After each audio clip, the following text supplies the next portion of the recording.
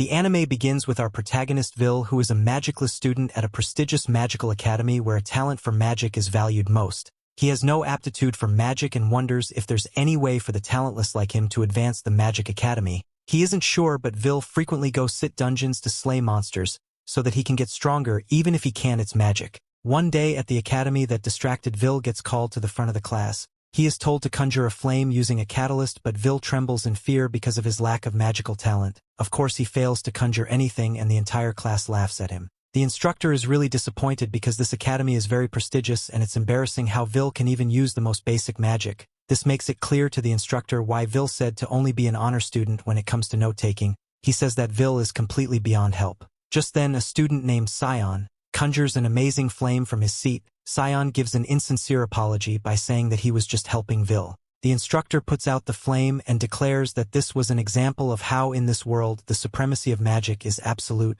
Magic is strength and mages are their heroes. At the Academy of Students, talent for magic is how they earn a higher rank. However, a no-talent student that can't even use a bit of magic has no right to be at an academy that gives rise to powerful sages. After class, Sion mocks Vil for going into the dungeon again because he's just going there to take out a small fry and scrape up some credits. Some girl named Colette intervenes, but Sion can't understand why an honor student like her would defend such a nobody. Colette declares that Vil is the hardest worker she knows, and she refuses to let anyone insult her friend. Everyone is shocked to hear her speak this way, but Sion points out that it takes a lot more than hard work to become a Magia Vander. Vil stands no chance of becoming one, and Sion is done wasting his time with the no talent like Vil. Sion agrees with the instructor as he tells Vil to drop out of the academy, but Colette tells Sion to get lost already. Colette consoles Vil by pointing out that there's something wrong with their professor, but Vil can't blame him because he is right. Vil does there's some smooth talking and tells Colette that as long as he has a cutie like her by his side, then he doesn't care about anything else. Colette gets really flustered and Vil apologizes because he was tired of the young age to compliment girls. He says that her cuteness is completely objective though, and this just gets her even more flustered. Colette reminds herself that she is the heir to a noble and she must remain composed. Just then Colette becomes concerned because what has gone completely silent, and he explains that he's just admiring how nice of a day it is. Colette then explains that the Magia Vander, who are the most powerful wizards, continue to uphold the sky. Long ago, people were trapped in darkness and didn't even know about the existence of the sky. The world was being terrorized by something called the Celestial Host, but 5 wizards rose up against them. The wizards sent the invaders packing and they cast the seal over the sky while bringing peace to the world. The title Magia Vander is a title given only to the strongest, and it has been passed on for ages. When Vil was younger, some girl named Elfaria told him stories about what lies on the other side of the sky. There is said to be a beautiful sunset that turns all kinds of things bright red. She thought that if they could become Magia Vander, then they would be able to see the sunset. Vil wanted them to see you together, so they swore that they would. Vil realizes now that this was just a childish promise, that Elfaria was the real deal. She was an incredible talent and she became the youngest to ever earn the Magia Vander title. Because of this, she left to the top tower, and the telling this Vil was left behind. Vil is unable to give up on the promise they made, so he works hard so he can stand beside her one day. Afterwards, Vil is scolded by Professor Werkner for going to the dungeon again. The worst part is that Vil went to the 7th floor and Werkner fears that Vil lose his life one day. Vil apologizes and sheepishly asks about his credits, which just gets Werkner more upset. They eliminate an evil card in the dungeon though, so Werkner towards him with 2 credits. Vil cannot be any happier and Werkner shocked that he hasn't given up becoming a Magia Vander. Vil wonders what is so wrong about that, so Wagner explains the difficulties that lie ahead for him. Before heading to the tower, Vil will have to advance to the upper institute. To do that, Vil need to be proficient in the 3 curricula. The curricula are writing, spell work, and practice. Vil needs a ton of credits in all 3 of them, but Vil can't use magic and he will never be able to earn spell word credits. Vil knows this very well, which is why he focuses on collecting practice credits in the dungeon. Unfortunately, Werkner must remind Vil again that advancing through practice alone is impossible. Vil gets pretty dejected, so Werkner lifts his spirits by telling him to forget about becoming a Magia Vander. Instead, he needs to worry about actually graduating from the academy. Vil failed to earn credits in the most recent exam, which means he needs to earn 4 credits by the end of the week. There are only 2 days left, so Vil desperately searches his notes to find a monster worth 4 credits. Werkner wants to help him, but he doesn't want to get in trouble, so he says that he's simply talking to himself, and he reveals some report about a certain monster on the 6th floor of the dungeon. It's called the Baskerville, and it's exactly what Vil needs, so Vil thanks to helpful professor. Unfortunately, Sion heard everything. He comes up with an evil plan, and he assured that Vil finally get rid of the no-talent scrub, who is out of his league in this academy. A while later, we find Vil on the 6th floor of the dungeon. Vil has fought a Baskerville before, so he's eager to earn his 4 credits. He tells his worried cat friend not to worry because he will avoid the monster's flame breath, so they don't get burnt to a crisp like last time. Nearby, Scion and his cronies search for the monster. They want to take care of it before Vil does so that he will be expelled for being short on credits. Scion's buddies are worried about being on the 6th floor, but Scion reminds them that he is one of the elites at the school. Scion has some serious issues as the very sight of seeing Vil offends him. He doesn't even believe that a no-talent loser should even be able to speak about the Magia Vanders, and he thinks Vil doesn't deserve to be at the academy. Just then things take a horrifying turn as a monster utterly eviscerates one of Scion's men. This thing is terrifying as the kid's blood drops off its fists and Scion's friend screams in horror. Vil hears the scream and rushes forward as he fears that someone is being attacked. Vil demonstrates incredible speed and arrives to see Scion in battle. He is shocked to see that the monster is an evil sentinel because he has never seen one in person before. This beast is incredibly dangerous and it's worth 10 credits. This terrifying monster usually resides in the lower levels of the dungeon, so Vil wonders why it's there. The terrified Scion begs for the monster to stay away as he attacks it, but his magic isn't having any effect. Scion doesn't stand a chance and Vil realizes that the sentinel is on a whole other level. Scion desperately fires away, but the fearsome beast just keeps approaching, so Vil decides that he has to do something. However, just then Vil shocks himself as he wonders if he actually has any obligation to save Scion. Scion has done nothing but make fun of him and he has bullied Vil to no end. His mind is flooded with memories of how poorly Scion treated him, and he begins to think that leaving Scion behind to lose his life would be justified. However, Vil remembers something Elfaria told him. She said that he was kinder and braver than anyone she has ever met, and we see that she was the one that gave Vil his glasses. Back to the present. Vil says that Elfaria was wrong. He isn't kind or brave, he just wants to do whatever it takes to stand beside her. Vil puts on his battle glasses and dashes forward. He stops the monster's immense attack and declares that he will become a lone sword. Back at the school, Professor Edward urgently tells Werkner that Scion and his buddies went to the dungeon without permission. Werkner is in disbelief and Edward tells him to use his familiar to find Scion. The kids are in serious danger, so Werkner prepares to do so and asks what floor they're on. Edward explains that they went to the 6th floor and he is shocked when Werkner declares that if they went to the 6th floor then there's no need to worry. Edward reminds them how dangerous the 6th floor is, but Werkner explains everything is fine because that is the floor Vil is on. Back in the dungeon, Vil demonstrates to the insane fighting ability as defends off the sentinel and he manages to slice off one of its fingers. The infuriated beast tries to attack Vil, but the kid is just too fast. Vil chores around the cave and easily deflects the debris the monster throws at him. Eventually, Vil make it onto the monster's back and Scion watches in shock as he can't believe that this is the same Vil from school. The professors watch the fight from a crystal ball and Edward can't believe what he is seeing from Vil. Werkner then reveals that Vil is a true outlier. He has superhuman strength that mage would never possess and a body as tough as the dwarfs.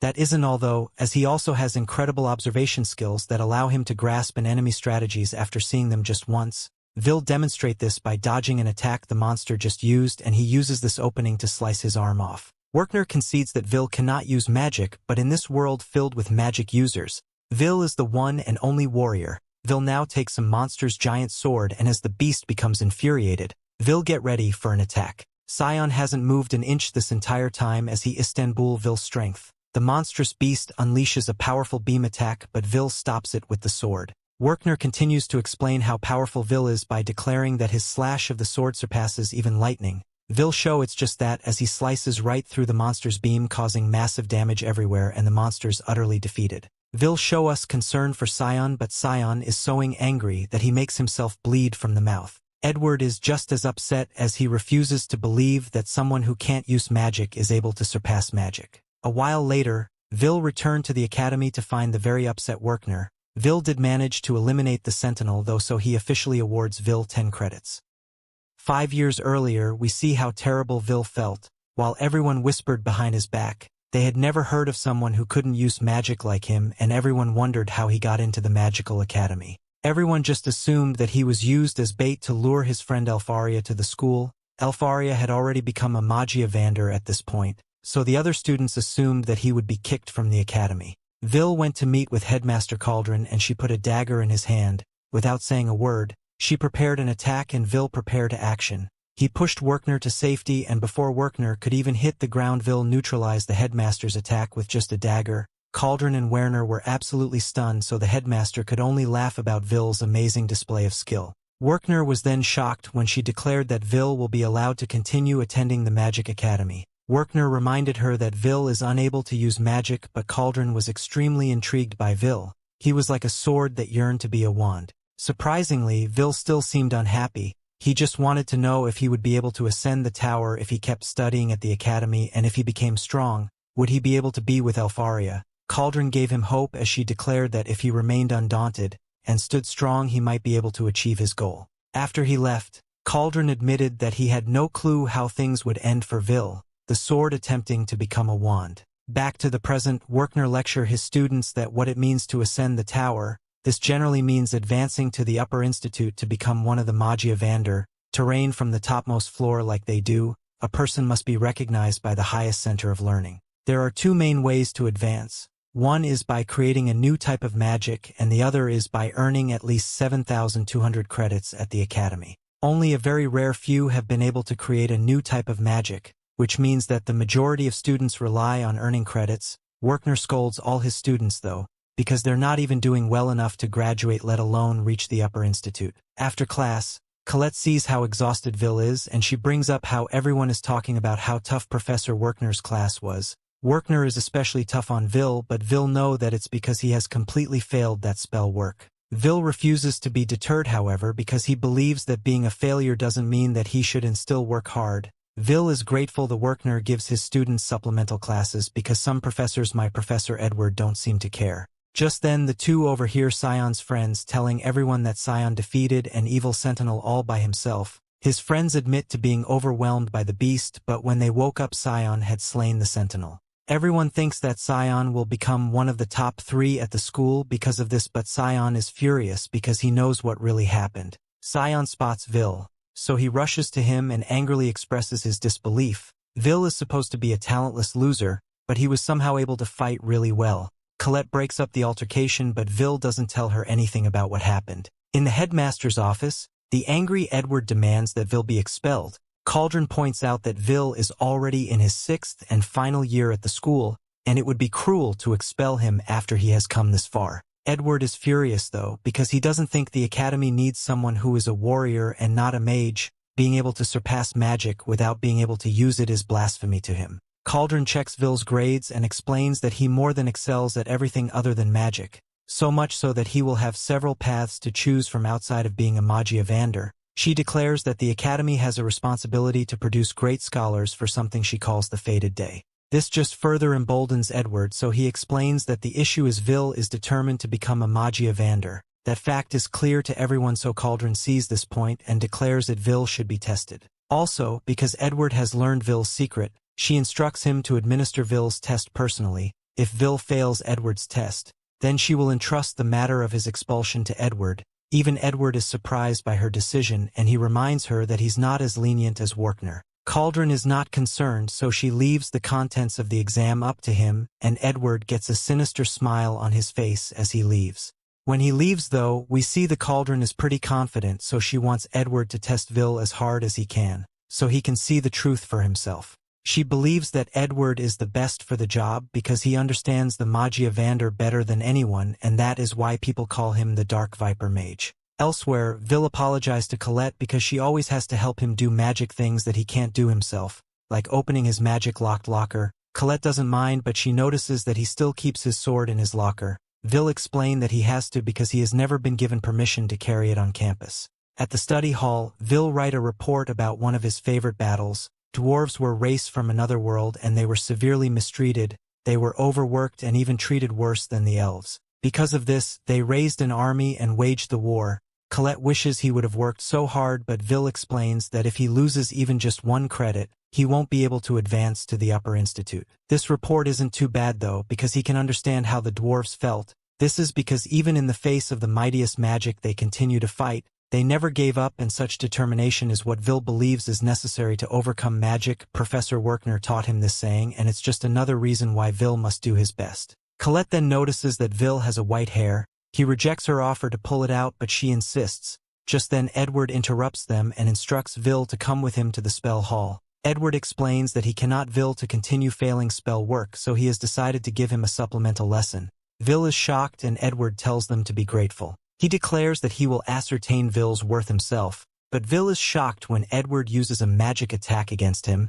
Edward simply explains that Vil's assignment is to land a single strike on him, and refusal is not an option. However, if Vil succeeds, then he will reward Vil with his first ever spell work credits. Vil is done by the opportunity to receive 5 spell work credits, but Edward reveals that if Vil fails, then he will be expelled from the academy. Edward prepares his next attack and declares that those without talent should not be permitted to even look at the Magia Vander. Edward has given Vil a reason to fight, so he decides that it's time to begin and he unleashes the attack. Back in the headmaster's office, Cauldron reveals the Workner what she has done. She tells the shocked Workner that Edward is conducting a test, and he's forbidden from interfering. Cauldron has recognized Workner's advocacy for Vil, but she must also recognize Edward's concerns. She has already decided that Edward will ascertain whether Vil is worthy of attempting to become a Magia Vander. Workner struggles with how cruel her choice is though, because Edward is the closest person to becoming a Magia Vander. Edward was ultimately defeated before, but he's still an ascendant. He has reached the top of the tower before. Edward demonstrates his fearsome abilities now, and Vil is shocked that he was able to generate so much power by only using a low-level dark magic spell. Vil is no slouch though, and he shows his incredible speed, but his kick has stopped and Vil realizes that Edward's defense is impregnable. Edward mocks Vil for kicking a magical shield and he calls him hopeless. Vil is knocked back by a powerful attack and he's stunned to see that Edward is casting spells with no incantations. They activate instantly and there's no hole in Edward's offense or defense. Things aren't looking too good for Vil as he realizes that he can't even scratch Edward, and we see that Vil's familiar named Kiki runs off. The confident Edward announces that the only magic he will use are his black flames to burn Vil and his shield to repel Vil's poultry attacks. Edward prepares his next attack and Vil is horrified to see that he's overlapping a single spell. The attack was extremely powerful the first time, but now he's going to unleash a barrage of them. Edward declares that the talent list needs to disappear and he unleashes the attack. The attack is impossible to escape, so Vil is struck several times as Edward demonstrates immense control of his magic. Vil is in really bad shape now and he begins to realize that he can't beat Edward. He is shocked to see what a top-tier mage looks like and Vil wishes that he had his sword. Nearby, Colette worries Vil after hearing that he was going to have supplemental lessons with Edward. She fears the worst, but she's surprised when she sees who's familiar. Kiki is injured, but she so scratches at Vil's locker and Colette realizes that something bad has happened to Vil. Kiki is clearly distressed, so Colette urgently opens Vil's locker. Back with Vil, Edward points out that if he can't handle someone like him, then Vil has no chance of ever becoming a Magia Vander. Edward then brings up the war involving the dwarves and explains that they foolishly incited a rebellion with the force of 10,000 dwarves. He then asks Vil if he knows how many mages it took to end the battle. Vil tries to get up, but Edward forces him down and angrily reveals that it only took one mage. With the simple wave of his wand, a single mage was able to annihilate 10,000 dwarven warriors. Edward angrily declares that this is the way of the world and the sword will never reach wand. He wants Vil to abandon his aspirations, but Vil refuses and proudly announces that he wants to reach the Magia Vander. Edward pushes him away and demands to know what drives Vil to fight so hard. Just then Vil stands defiantly and declares that he wants to be with the person he loves. This answer shocks Edward to his core and Vil continues by saying that he wants to keep the promise he made with Elfaria. Edward is disgusted and refuses to believe that something as simple as love is what is pushing Vil to reach for the apex of magic. Vil understands how foolish it must seem to Edward, but he doesn't care how difficult the path will be. He is determined to see the sunset with Elfaria. Just then Colette arrives at the perfect moment and she gives Vil his sword. Vil thanks her and gets ready for a real fight. Edward calls Vil a deviant and points out that he cannot win with the sword. Edward promises that he will defeat Vil as he unleashes another attack, but he is stunned when Vil slices right through his magic. This makes it clear that he's using a Moria blade, but Edward doesn't care and launches another attack. Vil thinks about how terrified he is, as you can tell that Edward is going to launch another barrage. This is because it's a terrifying volley of 1,000 flames. Vil can't stop his legs from shaking as he acknowledges that Edward is a powerful barrier between him and the Magia Vander. Vil really wants to run away, but he knows that this is the only way through the barrier. Edward declares that the fight is over as he sends out his barrage of magic attacks, and Colette calls out to the charging Vil. Vil masterfully maneuvers through the attacks and thinks about how there's actually more to the story about the Dwarven War. There was a brave Dwarven in general named Gareth that fought even as he lost all his comrades. In spite of everything going on around him, he was able to land a single blow. After the battle and honor of his bravery, that mage is recognized the dwarf status. Just then Vil launches a brick at Edward's barrier and it shatters everywhere. Vil then takes to the skies. He declares that the dwarven story is an example of a sword seeing a wand and reaching it. Vil uses the ceiling as a launching pad and he sends himself right through Edward's barrier by slicing through it. The battles then reaches its dramatic conclusion as both fighters point their weapons at each other. Edward is then stunned and furious when he realizes that Vil cut him. He walks away, but he also declares that Vil is rewarded 5 credits. Colette runs out to check on Vil, but he's completely exhausted. Cauldron is very impressed with Vil, and Werkner points out that Vil chose to dive straight into Edward's barrage. He hit himself and attacked from a blind spot overhead. That is an although, as Cauldron points out that Vil used the strict powerful enough to break through Edward's shield. Vil managed to use a slashing attack capable of overcoming magic, and in her amazement, Cauldron declares that wish truly as if Vil was undaunted. Another look back shows Vil receiving his glasses from Elfaria. This is when she said her final goodbye, and Vil declared that he would make it to the tower too. Even if he can't use magic and even if everything tried to tear them apart, Vil vowed to come for her no matter what. Elfaria was shocked when he said that they would see the sunset together, and she promised to wait for him no matter how long it takes. Werkner watched them part ways, and Vil told them that this would be the last time that he cried like a pathetic and hopeless loser. Back to the present, Vil described himself as a no-talent and a book learner, who only excels in writing. Vil is a student, but he's also a hard worker. Just then Vil trips, but he demonstrates amazing speed and coordination as he easily catches all his fallen newspapers. Elfaria is in the news for her amazing achievement of creating new original magic. In fact, she's the first to achieve the remarkable feat of inventing 12 magics. Vil is of course proud, and he vows to work hard too. He is shocked, though, when he reads Elfaria has sent down an order.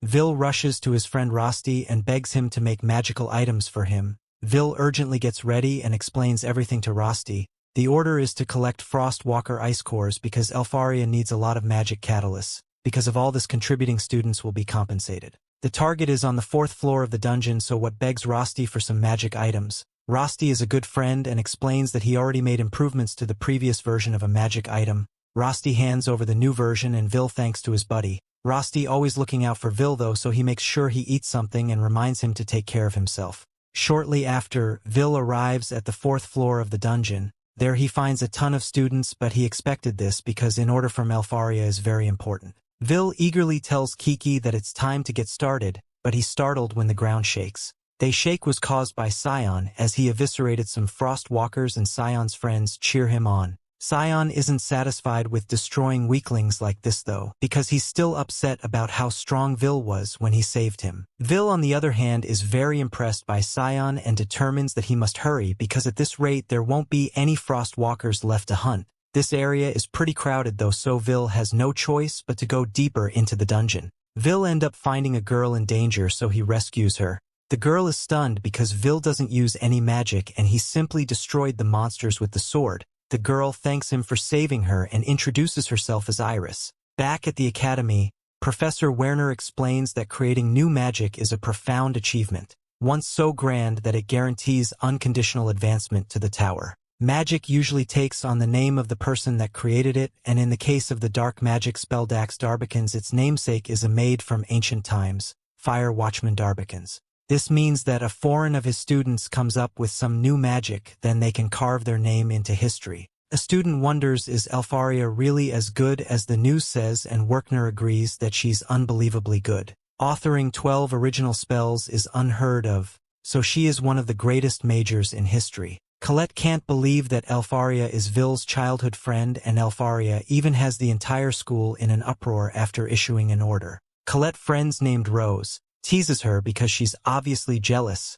and she says that Colette must be afraid that Elfaria is going to steal Vil away from her. Colette denies it, but Werkner scolds them for being too loud. Colette takes a moment to think about Vil, and she wonders if he's in the dungeon again because of Elfaria. Vil is, of course, and Iris says she recognizes him as the magicless kid from school that has no talent. Vil wonders why she doesn't have any disdain towards him for being talentless, but Iris says that she can't look down on the person that saved her. She knows that he can't use magic, but she respects people that have their own gifts. Vil can tell that she's a good person, and she declares that she wants to become a Magia Vander, one of the people holding up the sky. Vil then explains to us that no one knows the real sky, and even now the world is hidden. The remarkable magical energies of the Magia Vander cloak everything, creating a false sky and the Great Barrier. Legend says that when the barrier falls, the world will once again be enveloped in darkness and the calamity will begin. Students strive to meet orders because they believe that will help support this guy. Just then Iris reveals that she actually met Elfaria before. Iris was alone in the dungeon and ended up running into trouble. This is pretty similar to how Vil met Iris, so he assumes that she gets into a lot of trouble. Iris describes how she was surrounded by monsters and her life began to flash before her eyes. The next thing she knew, Elfaria was standing before her after freezing all the monsters. It's a really fond memory for Iris, and she vows to do her best for Elfaria. That's why she came to the dungeon today, but she feared that all the other students have already taken out all the frost walkers. She isn't able to pick up any of them with search magic, but she notices that Vil is doing something on his own. He explains that when frost walkers move daily voice fragments behind. However, the ones he's finding are more than double the size of normal fragments.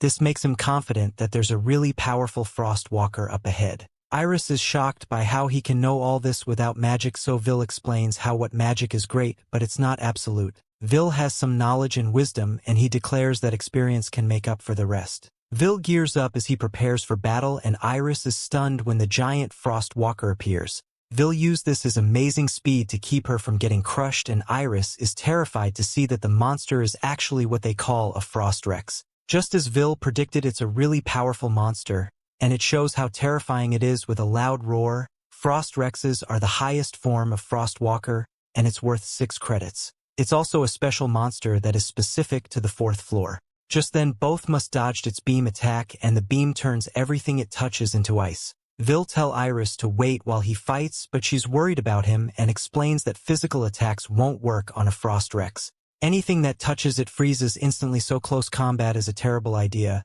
The only way to deal with one of these monsters is long-range magic attacks, so Iris begs Vil not to fight. Vil confidently tells her not to worry though, and he explains that he has fought monsters like this plenty of times. Vil prepares the magic items his friend made him, and he takes to the sky. He dodges the monster's attacks and maneuvers through the battlefield. The frost rex loses sight of him, so it attacks in every direction, forcing Iris to take cover. Vil gets into position and launches the magic items onto the monster. The items latch onto the beast, and they're attached to a rope. The beast tries to hit Vil with its beam, but it's no use as Vil is already on the move again. Vil uses his insane speed to avoid getting attacked, and he wraps the rope all around the beast. The frost rex keeps trying to attack, but Vil has already finished covering it in rope, and he thinks about how frost rex monsters are weak against fire and explosive attacks. The frost rex uses its most powerful attack to freeze everything in the surrounding area, and it begins to turn Vil into ice. It's too late though, as Vil's preparations are complete. He uses the device on his wrist to create a flame, and he ignites the rope. The fire makes its way all around the monster and causes the magic items to explode. The blast is incredibly powerful, and when it finishes, there's barely anything left of the frost rex. Vil credits Rosti for making such great magic items, and he plans to thank his buddy later. Iris is in awe of him, but her demeanor quickly changes to something much more serious. Vil is known for having no talent, so what she just witnessed doesn't make any sense to her. Vil is nothing like the rumors say, so she thinks about how she will have to report this back to a certain someone. Just then Vil says that they have plenty of ice cores, and Iris goes back to being her other self, and she agrees that it's time to get out of the dungeon. When alone, Iris shows her true self, and she thinks about how impressive Vil was when he used creativity to compensate for not being able to use magic. He also has a nose for battle that is backed by experience. She determines that while he's no mage, he's definitely a powerful warrior. Just then Iris actually meets with Magia Vander.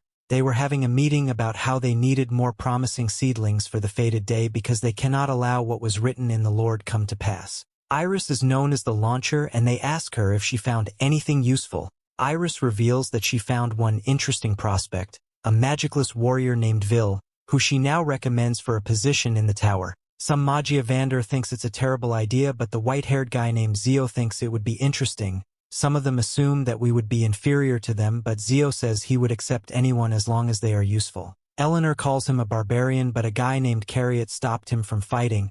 He points out that the Grandmaster Festival is coming up and they can just wait to make a decision about Vil until after they see those results. The Magia Vander agrees that useful students will be revealed during the festival and they begin to leave. Elfaria stays behind and she once again promises to wait for Vil. A while later, we watch as students are tested and we learned that a student needs at least 7,000 credits to advance to the Upper Institute. This is also an absolute condition for becoming a Magia Vander. Students engage in combat with some sentinel-looking things and Colette shows off her fighting ability. Scion does as well by destroying a golem, and it is announced that they both pass the exam. Colette now has 7,340 credits and Scion has 9,889. Vil fight the golem as well, but he is mocked for trying to punch it instead of using magic. Vil gets distracted by some students and he's eventually defeated. This only makes the mockery worse, as students talk about how he can't use magic and he can't even scratch a golem. A couple of students that amaze everyone with their abilities. The girl is named Lahanna Owenzaz and the guy is Wignall Linder. Their magic is very impressive and they easily defeat a golem. They both pass the exam and each of them now have a total of 10,100 and 10,075 credits. Another guy steps forward and uses some ice magic to attach some ice crystals to several golems.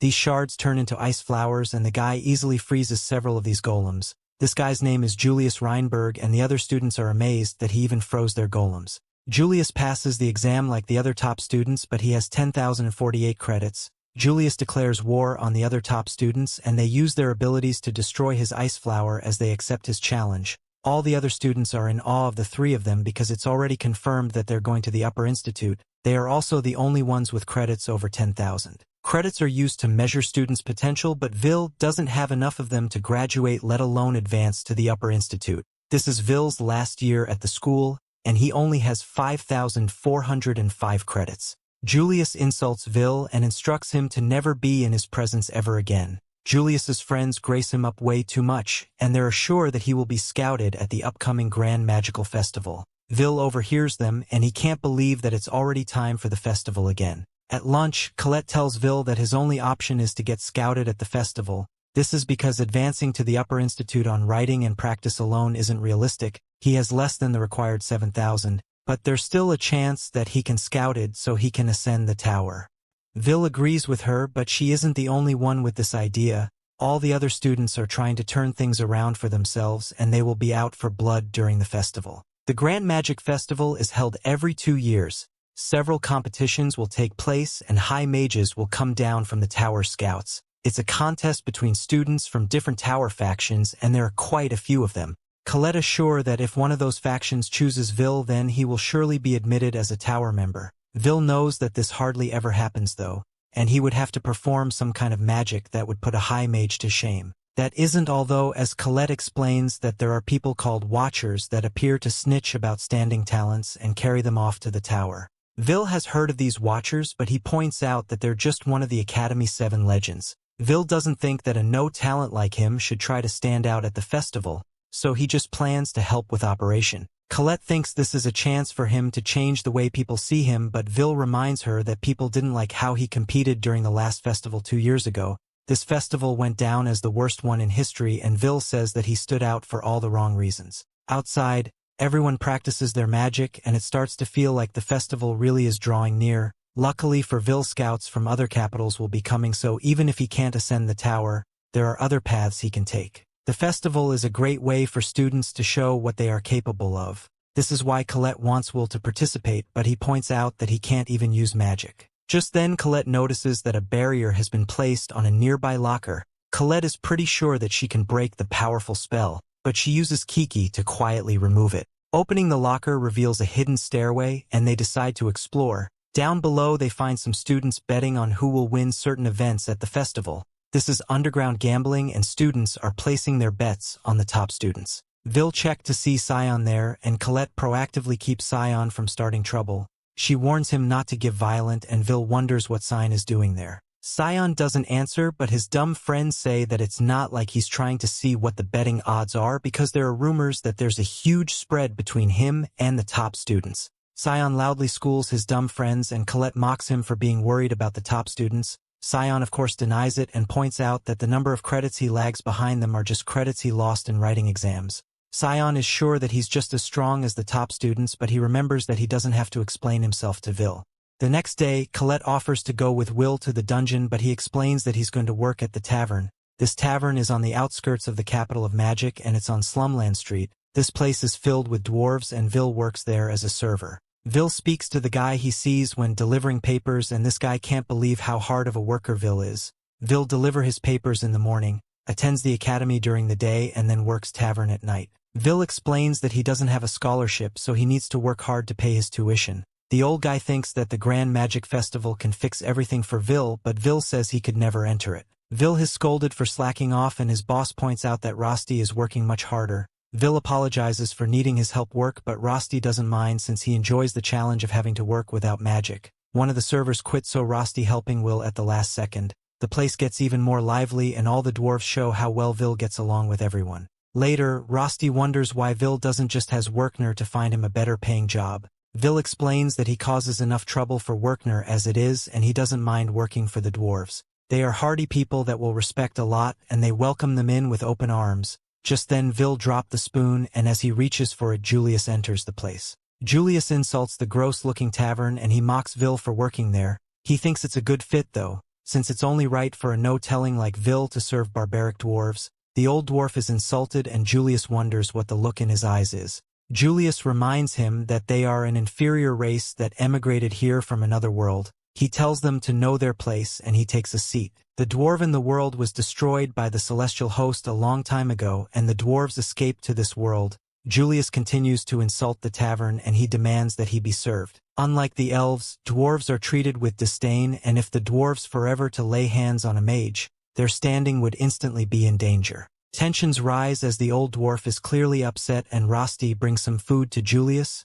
Julius and his friends insult the food as well as they think that it would only taste good to a barbarian. Julius calls the dwarves filthy beasts and told them all to get out of his country. The rude bunch has a good laugh but Rosti notices that Vil has gotten very serious. Julius and his buddies think that Vil there to wait on them but Vil demand that they take back everything they said. Julius is annoyed by him, but Vil explains that there's actually a lot of meaning behind the dwarven food. Vil declares that it's not something that should be mocked and everyone watches in shock. Julius rudely points out that none of them can use magic and explains that if something is disgusting, he will call it disgusting. Julius then kicks the food right onto Vil and his friends tells Vil not to get any ideas about fighting back. These idiots just mess with the wrong guy though and Vil instantly drops both of Julius's friends. Vil knocks them into unconsciousness with just one move and he tells Julius that the savagery between them is more senseless than that of the dwarves. Julius becomes furious and explains that he hasn't faced humiliation like this in a really long time.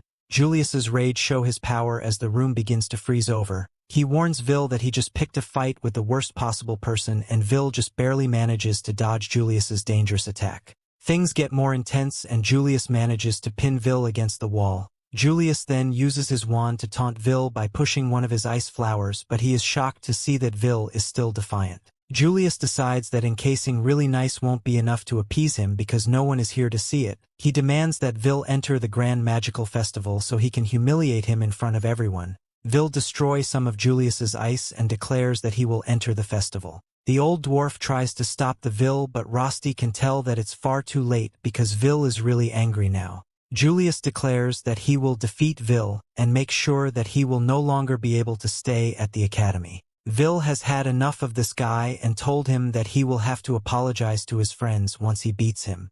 A while later, the headmaster gives a short speech and announces the start of the Grand Magic Festival. Fire faction scouts are told to keep their eyes peeled so they can find a diamond in the rough among all the participants. Spectators and watches participants ride on Charizards during one of the matches. Spectators are amazed by the intense race, but it's pretty clear to them that Lahanna is going to win. This expected from the one they called Miss Perfect because she stands at the top of the schools. Headmaster Cauldron observes the crowd and is glad to see that scouts are mixed into the crowd with their eyes gleaming. Iris points out that mages coming from outside the tower always creates some tension. The scouts are now having their own competition to find the academy's most promising students. Lahanna, of course, wins the sky race in record time, and it's her second time winning in a row. Iris says she has to leave for now as she has work she must tend to. Iris then changes to her other persona to say that there is a certain person she has to cheer for. Nearby, Sion prepares for his match and thinks about how he can't let down a girl in need. A look back shows Colette asking him for help even though she hated it. Colette asked him to join her team and Sion accepted. Sion now rushes to meet with her, and he thinks about how Colette must have finally realized that he's a better partner than Vil. Sion is then of course shocked to see that Vil is actually part of their team as well. In order to participate in the festival's crown attack match, each team must have at least 21,000 combine credits. So if Vil to compete, their only option was to invite Sion. Sion refuses to help a no-talent, and he wonders why Vil is trying to enter upper-level event in the first place. Just then Sion felt shivers down his spine as Julius enters the room. Vil gives a cold stare and Sion realizes that it isn't meant for him. Colette then reveals to Sion that something happened between Julius and Vil. Julius entered the crown attack match, so Vil decided that he had to face off against him no matter what. Sion is furious because not only did Vil humiliate him in the dungeon, he is now looking right past him. The festival continues outside, and the two announcers will be some guy named Mike and the #1 most hated Professor Edward. Mike complains about having to work with Edward, but he takes aback after Edward shows how terrifying he can be. It is then announced that the crown attack match is next and some elves prepare the field. They recite an incantation that causes giant magic circles to form everywhere, and their combined power changes the entire landscape around the stadium. Unlike the other events, Crown Attack is a team competition held between 3-man teams. Teams start at the outer edge of the field and make their way to the central stadium. At the center of the stadium is a crown, and the first to take it wins. Aside from naturally occurring obstacles from nature, participants will have to avoid tons of traps arranged by the professors at the school. Smashing through the shortest path is allowed, and so is obstructing their teams. We then learned that out of all the events at the festival, the current attack is the most brutal and heated. Edward gives some commentary, but Mike interrupts and points out that this will be a great test for their brilliant students. Mike has heard that the secret gambling halls heavily favored Wignall and Julius squads as the winners. Vil's team is the least popular because Vil is a no-talent and the crowd laughed at him for entering the crown attack. Squads begin heading out, but Werkner, shocked to see that Vil is participating. He tries to convince Vil to back out, but Vil apologizes and explains that even if it makes him a laughingstock, this is about he wants to win. All squads are in place and the crown attack begins. Julius's team is the first to reach a trap, and it shockingly ends up being a large group of golems. It's a large-scale obstacle and spectators wonder if they will even survive. Just then, everyone is stunned, as Vil sprint right towards the golems. The crowd mocks him though because he could barely even scratch just one of these golems during the exam, and they assume that he's just running to the end of his life. They don't know that Vil's team is well prepared, and Vil instruct Colette to do what they planned. Colette uses earth magic to cover Vil's arm in stone, and he absolutely destroys one of these golems. This causes a large burst of energy to be emitted inside the stadium, and the entire crowd is a loss for words. Sion is in disbelief as Vil continues his barrage of attacks, and Mike declares that the first to make it past the gauntlet of golems is the no-talent Vil. Sion could never forgive himself for being saved by a guy like Vil, so he did everything he could do to get stronger. Vil is still somehow outshining him, which makes Sion furious. Vil's team has taken the lead, but this means that they're the first to encounter in the next trap.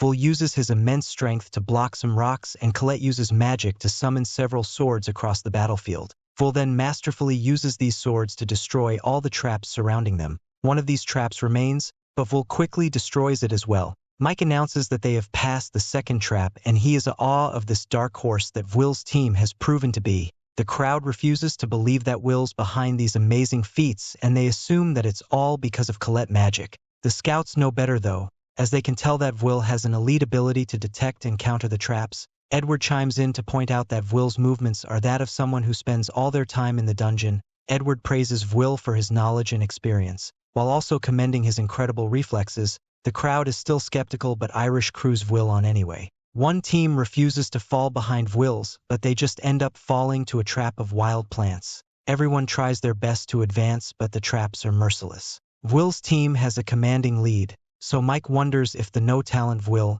will really be the first to reach the stadium. Nearby, Julius hears the commotion farming from the stadium, so he wonders what's going on. He has just finished destroying a trap, and his team informs him that Vil is in the lead. They fear that Vil is going to win, but Julius isn't worried one bit and he tells his team that he will handle it. A short while later, Mike announces that Vwil's team has reached the final area called the Enchanted Woods. Here Vwil is met by a chain circle trap, but he just uses a sword to cut the circles out, so they get aimed at each other. The circles destroy each other and Mike's is awe how unfazed Vwil is. Edward was the one that set up the minefield of magic, so he doesn't have any comments about Vwil passing it. Vwil the charges forward, but he knows that the closer they get to the stadium, the more likely it will be for them to encounter other teams. This means that the real fight between them will take place in the Sea of Trees. Vwil's team is in the lead, so he decides to set up an ambush and wait for Julius. However, just then Vwil is nearly impaled by a shard of ice. Colette is shocked to see that Julius somehow got there before them, and Vwil wonders if his team is hiding somewhere. Julius then attacks with the barrage of ice shards, so Vwil remind themselves to focus. Vwil prepares to attack, but everyone is stunned when Scion whips away all the ice with his flames. Scion begins incantation, and Colette can tell how dangerous it will be, so she begs for Vwil to get away. It's too late though, as Scion angrily finishes preparing his attack, and Colette must quickly protect Vwil from getting hit by it. The attack causes massive damage, and the shockwave from it can be felt even at the stadium. Vwil has no clue what just happened, and he's horrified by the damage that the attack caused. Scion tells Julius to leave as he's just in the way, and Colette realizes that Scion was aiming for both Julius and Vwil. Scion explains that he has played nice up until this point, but now it's time for him to get his due. Scion demands that Vwil fight him, but Vwil is absolutely stunned. Vwil wants to know why Scion is so upset, but Scion just tells him that he doesn't need a reason to crush him. Colette tries to stop Scion, but Julius holds her movement with the wall of ice. Vwil becomes concerned when Julius attacks her, but he must have found himself against Scion. Scion's attacks disarm Vwil, so Vwil try to remind him that this is no time for them to be fighting each other. Scion refuses to listen though, and he just tells Vwil to pick up his sword. Vwil sees that he has no other choice, so he lifts his sword and prepares for battle.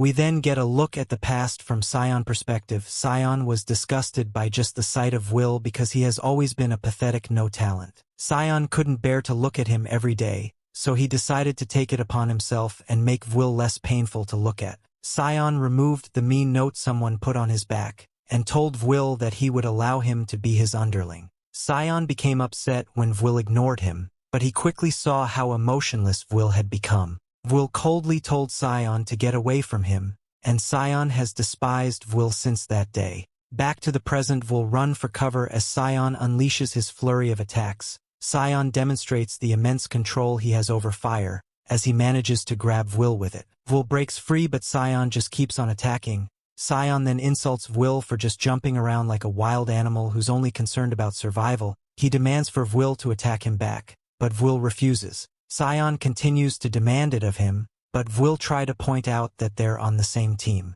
What's most important though is that Vwil wants to keep his promise to the dwarves, so he can't be bothered to fight Scion right now. This of course just upsets Scion even more, and Vwil begin to wonder if fighting Scion is really his only choice. Mike and the audience are shocked to see the teammates fighting each other, and Mike turns to Edward to hear his take on the situation. Edward says that fighting amongst team members is out of the question regardless of the reason. Not only will it ruin their chances of winning the match, it will also look really bad to the people scouting them. Edward calls it truly deplorable, but Mike is stunned to see how happy Edward looks while saying that. The scouts are disappointed because Scion showed a lot of promise in terms of his grades, but his behavior during the match makes them realize that he's still just a schoolboy. Rosti is worried about Vwil, and Iris comes out of nowhere to introduce herself. Iris calls herself the person that can get along with anyone, and she continues cheering for Vwil. Rosti didn't think that Iris was the type to cheer for someone, so Iris explained that she wasn't really interested in Vwil when she first heard about him. After meeting him, though she considers herself to be blessed, Rosti sees that there are a lot of people that seem to care about Vwil, and that includes Colette. Back at the fight, Colette determines that she has to hurry up and stop Vwil and Scion from fighting. Julius antagonizes her though, and she must defend herself from his attacks. Julius is a sneaky guy, so Colette realizes that he used that attack as a diversion, and he sets off a trap beneath her. And everyone in the Colosseum is stunned when they see that there are several Julie uses all over the battlefield. Julius has intercepted all the other teams as well, and Wignall is impressed, and he was able to go through with his declaration of war. Julia says that he will destroy him with his secret weapon, but he is shocked when Wignall reveals that he was waiting to return his flower to him. This flower destroys Julius, but it was just a clone, and Wignall is impressive to see that Julius had a trick like this up his sleeve. It's to be expected so, since Julius has the potential to become a Magia Vander. Mike loses his mind as he can't even explain what's going on, but he credits Wignall for shutting down Julius. A scout from the elf faction assesses the situation, but she just considers Wignall to be average. He neither exceeds nor fails to meet expectations. This lady named Chalia is a serious introvert though, so she wants to rush back home before she dies from being at this huge event. Everyone else in the stadium wonders if the winner of the competition will come down to Julius and Wignall. Vwill's team was really close, but they ruined their chances by fighting each other. Sion's friends know that Sion hates Vwill, but throwing the match because of it is not like him. Sion is going too far by trying to get Vwill kicked out of the academy, but one of his friends thinks that Sion has a good reason. Another look back shows Vwill getting bullied relentlessly, and he wondered where everyone enjoyed tormenting him so much. His classmates all thought so little of him, but Vwill knew better than anyone what a failure he was. Vwill knew would be too selfish to wish for them to just accept him, so at the very least, he just wanted them to leave him alone. This was Vwill's mindset when he rejected Sion's offer to take him under his wing. With everyone tormenting him, Vwill decided that above everything else he needed to focus on making it to Elfaria. Just like back then, Sion attacks Vwill and he angrily begins another incantation. This allows Sion to summon a falcon made of flames, and Vwill wonders if it's a guardian. This guardian nearly destroys Vwill, but he masterfully dodges while cutting off one of its wings, and he uses the opportunity to go after Sion. Unfortunately, the Firebird has high-speed regeneration, so Vwill will have to destroy its core. Guardians are usually used to defend while its user casts a spell, but this Firebird is attacking from all directions.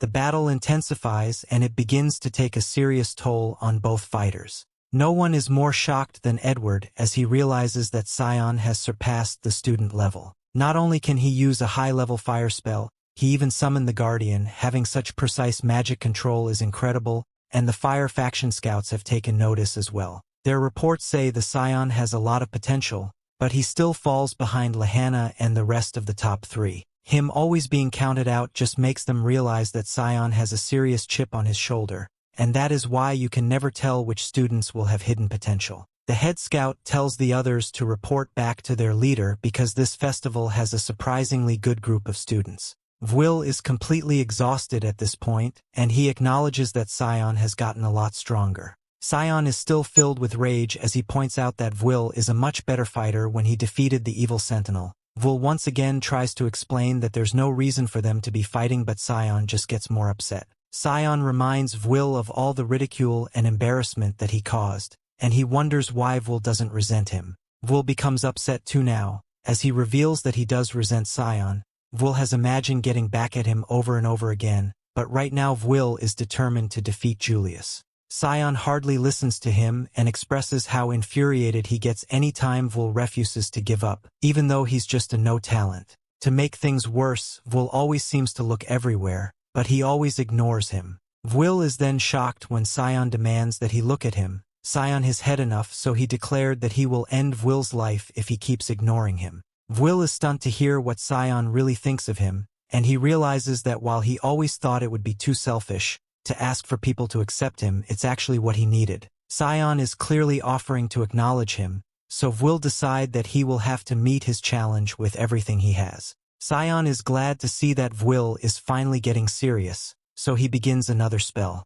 Vwill focuses on this fight and prepares the time Sion's magic so he can go for a counterattack. Vwill is shocked, however, when he sees that Sion is using wide-scale destruction magic while also sending out his Guardian. This combined attack is incredibly dangerous, but Vwill has already mapped out its path. He skillfully makes his way through the attack, and Sion is shocked when Vwill slices right through the core of the bird. The battle reaches its climax, as both fighters prepared their most powerful attack, but Colette comes out of nowhere to stop them in their tracks. Colette looks pretty tattered up, so she explains that she hooped Julie's butt and he just disappeared. Sion freaks out after seeing how messed up her shirt is, and he reminds her that she's a daughter of a noble. Colette blames the guys for fighting in the first place, and she reminds Vwill that he has a score to settle with Julius, She declares that she will handle things from here so Vil can go after Julius. Sion angrily says that he won't let anyone get in his way, but Colette just starts yelling at him for ruining Vil's chance at looking good to the scouts. Vil calms her down with a compliment, and he told Sion that they can continue their fight another time as he leaves. This of course doesn't go well with Sion, and he demands that they fight now. Back with Mike, he announces that the lead teams will soon enter the stadium. Everyone wonders who will be the first to appear, and we see that Julius and his buddies are making their way through the gate. They make their way inside and everyone celebrates, as Mike declares that there's no one else there to stop them. However, just then Vil skies over the entire crowd and makes a forceful entrance by crashing into the ground behind Julius. Vil declares that he's there to challenge Julius, and Julius is clearly ready. Up in the magic tower, Elfaria peacefully sitting by the window when her assistant Sarisa walks into the room. At first Sarisa apologizes for intruding on Elfaria's meditation, but then she realizes Elfaria is just sleeping, so she smacks her across the head. Elfaria wakes up and complains that Sarisa didn't need to hit her that hard, but Sarisa tells her that she should take her status as a Magia Vander more seriously. It's a massively important role, yet Elfaria spends most of her time either sleeping or watching the world down below. Elfaria asks Sarisa why she came here, so Sarisa tells her that she has brought a list of promising candidates the scouts have selected. As Elfaria looks over the list, Sarisa tells her that the candidates of this year's festival are exceptional, but there is one that stands out among the rest for their ice faction. The one she's referring to is Julius, and from his stats, Sarisa believes he may even one day become Elfaria's successor as Ice Magia Vander. Elfaria admits that Julius certainly looks promising and he could become her successor one day, and that's only if everything reported about him turns out to be true. Down in the stadium, Vil squares off against Julius and his team, and victory goes to whoever is able to grab the crown first, so Julius could just grab it since he's closer, but he wouldn't be satisfied unless he brutally defeats and humiliates Vil in front of a huge crowd. Vil tells him that he has no intention of losing and readies his sword, so Julius begins his attack by casting a smokescreen. Vil can't see anything, but he can still hear the footsteps of 3 people around him, so he realizes that Julius and his team must be trying to surround him so they can attack from all directions. All of a sudden an ice ball comes flying at Vil from behind, so he jumps out of the way and begins running to make himself a harder target hit. Even with his vision blocked, he will be able to determine their locations from the trajectories of their attacks, so as 2 more ice balls come flying him,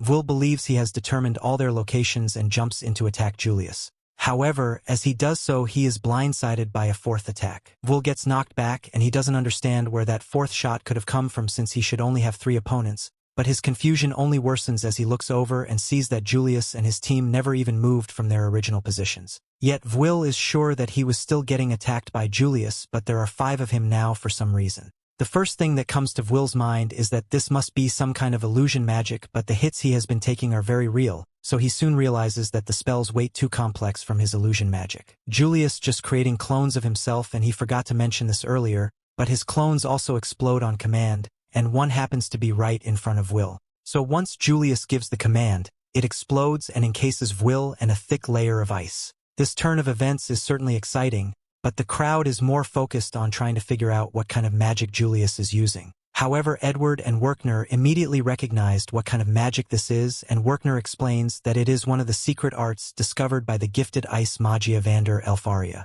She created and mastered 12 unique ice spells, and Julius is currently using the first in the series. Ars Weiss is it spelled that creates icy copies of its caster, and Vil is furious that Julius would dare use his spell made by his Elfie. Julius just laughs and says his natural talent is what allowed him to learn the spell, as he was able to learn it by studying on his own. So even if it's only 1 out of the 12 spells, he believes he is now on par with Magia Vander, and that means Elfie isn't all that impressive, and one day he's going to expose her as a fraud. There are a lot of things Vil will overlook, but calling Elfie a fraud isn't one of them, so if he breaks out of the ice and charges forward to Julius to make him regret those words, but Julius uses his clothes to attack Vil with more ice balls. His clones move exactly how he tells them to, and they can use magic as well, so Julius can keep Vil busy for as long as he needs to. And not only that, once Vil's in position, Julius is able to cast a spell through his clothes that seals Vil inside impenetrable ice barrier. Once Vil is immobilized, Julius proceeds to cast a giant ice meteor and sends it hurtling straight for him. With nowhere to go, Vil ends up being crushed by the ice meteor, and the crowd begins cheering for his amazing strength. And even Edward has to give him credit for his outstanding performance, as he won that battle without taking a single step with his real body. With all eyes on him, Julius takes the opportunity to declare that his ice magic has become unmatched after acquiring one of Elfaria's spells, so he's going to make sure he becomes her successor as the next ice Magia Vander. Julius did all this just so he could show off his power to the scouts, and his claims certainly seem realistic, but it's going to be really embarrassing if he ends up losing this fight after everything he just said. In the next moment, Julius hears the sound of ice cracking, and in utter shock he turns around as the meteor crumbles to pieces and Will walks out mostly unharmed. Will thanks Julius for giving him a chance to cool off since he has a bad habit of getting hot-headed and impulsive whenever someone slanders Elfie's name, but he won't make that mistake again. Julius attacks again with his ice clones, but this time Will calmly evades the ice and appears behind Julius's teammates. Will then knocks the two of them out in one swift motion, and as he does this, Julius's ice clones crumble to the ground. From the moment he saw Julius's clone spell, he knew it was incomplete. Julius could use the spell briefly, but he was never able to handle the spell on his own for extended durations, which is why he and his teammates help him with the casting. If he needs to do all this just to mimic a fraction of Elfie's power, then Julius is nowhere near being a match for her. Unlike the Guardian, spells that act on their own, the ice clones must be actively controlled and they take a lot of mental fortitude to manage, something Julius clearly doesn't have. He needed the help of his teammates use the clones effectively. So basically, Will is calling Julius a fraud. Julius is enraged by Will's statement, so he tells him to shut up and attacks with some of his ice roses, but Will is easily able to slice through them all. However, as the roses hit the floor, they explode, creating another smokescreen and obstructing Will's view long enough for Julius to cast his ice clones again. All the clones begin firing ice balls at Will, but he's easily able to dodge the attacks regardless of the direction it's coming from. Julius hates to admit it, but what Will said about his clone spell being incomplete is true, and most he can manage his 4 clones at once, and without his friends to help him he has limited control over the clones, so the best he can do is remain on the defensive. However, Will should have no way of knowing which one is the real Julius because all the clones are a perfect image of him and his peak male physique, so Will will never find him. Never mind, Will found him. Julius has started him, so he raises a wall to defend himself from Will's sword, but Will cuts straight through it and sends Julius flying with a piece in his own ice. Julius doesn't understand how Will could have found him so quickly when all the clones are perfectly identical to him, but Will reminds him of the key difference. The clones are made of ice. The body temperature of the ice clones is the exact opposite of the body temperature of the user. This means they are pretty cold, and normally with good control the caster can prevent the cold from leaking out of the clones. Means Julius doesn't have that level of control over the clones, so the cold eventually caused ice to form under the feet of all the clones. Julius doesn't understand how someone who can't use magic knows the ins and outs of this spell better than him, and there's a simple reason for that. He's been friends with Elfie since they were children. They grew up in the same orphanage, so Will got to see her magic up close many times. He adored and studied it, but he was never good enough to catch up to her level of talent. That is why Will knows all the strengths and weaknesses of Elfie's magic. Julius tells Will to be quiet because he must be lying. Elfaria is a Magia Vander, and this spell is one of her secret arts, so how could Will ever claim to be able to beat it? He tries firing another ice shard at Will, but Will barely moves as he flashes away and Julius falls to his feet into defeat.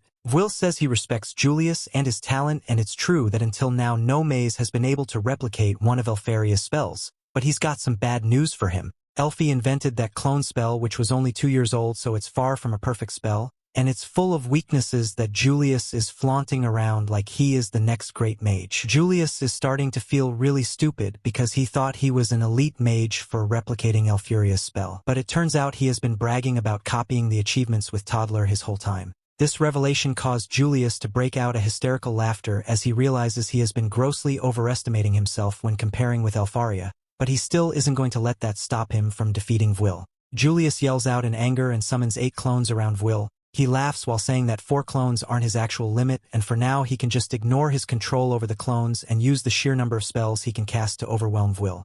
Will can tell that Julius is getting really worked up, and it's obvious that he is trying his best. But Will has already had to deal with 10 Elfie clothes bullying him when he was a kid, so 8 Julius is barely a challenge for him. As Julius casts the spells, Will runs forward while dodging and stabs one of the Julius clones right through the head. Julius sees this and realizes that could have been him, so these are now scared of what Will might do to him and is running away. Will continues to charge while destroying the clones along the way, and no matter what Julius throws at him, Will is always one step ahead and easily blocks it. Eventually, Will has destroyed all the clones, leaving only the real Julius, so to finish him off, he runs up with his fists clenched and punches Julius so hard that it has to be replayed 3 times. With this, Will has officially beaten Julius and everyone in the crowd being cheering for him. His performance has earned him a lot of respect among the student body. And while he may be exhausted, there is no one left to stand in his way, so all he needs to do is go pick up the crown and put it on his head. However, while he was busy figuring Julius, he failed to realize that Wignall's scheme had entered the stadium, so in a disappointing turn of events, Wignall is crowned the winner of the crown attack. Up in the magic tower, Sarissa tells Elfaria that the crown attack has concluded, but Elfaria can't bear to show her face for some reason. She asks Sarissa if there are any spells to rewrite the past or erase people's memories, and there may be something like that in the Forbidden Spells book, but Sarissa isn't going to let Elfie use it for such a trivial reason. Elfie is on the verge of tears because she didn't know Vul thought she was bullying him all those years ago. She is want to play with Vul back then, but now the whole school thing she was bullying him. Back down in the stadium, Vul accepts that he lost the crown attack and takes a seat to rest for a bit, and at the same time, Scion is glaring at him because he realizes that if Will was able to beat someone like Julius, then Scion needs to work harder before he could be a worthy opponent for him. Colette runs up to Will and she's glad he is okay, but Will apologized for failing to grab the crown after all the stress he put her and Scion through, but at least he was able to keep his promise to Elfie this time. The story continues. We see that night at the tavern everyone celebrates how Will defeated Julius. All the dwarves thank Will for fighting for them and Werkner thanks them for taking care of Will. The dwarves humbly say that they didn't do much, but Werkner still asks them to keep watching over Will. Later that night, Colette expresses her disappointment about Will not getting scouted by the tower. It's likely because their team fought amongst themselves, and they didn't even win the event. Colette blames it all on Scion, and Will explains Scion rudely rejected the invitation to their celebration.